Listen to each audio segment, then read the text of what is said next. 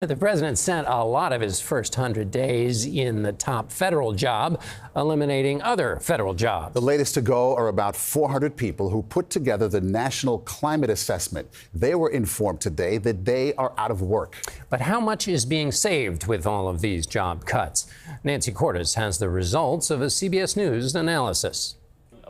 The Peace Corps may have a global reach, but it has a relatively tiny staff with 3,000 volunteers and fewer than 1,000 paid employees.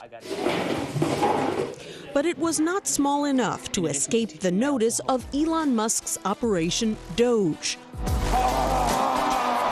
which began making significant restructuring efforts this week at the 65-year-old independent agency.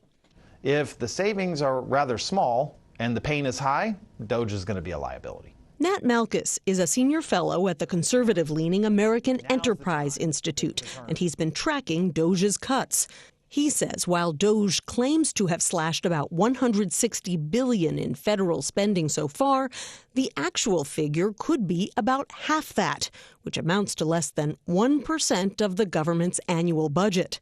That's akin to a family with $10,000 in monthly bills trimming its spending by $100. We see thousands of people being laid off, hundreds of contracts being canceled. How could it be that the savings is still so small? A lot of government spending just isn't contracts and it isn't salaries. I mean, federal workers' salaries are something like 4% of federal spending.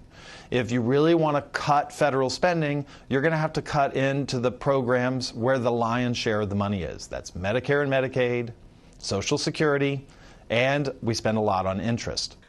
A CBS News analysis finds that despite the DOGE cuts, the federal government has spent about $220 billion more in Trump's first 100 days than it did during the same time period last year. Stephen Miller is Trump's deputy chief of staff. The fiscal year ends in September 30th.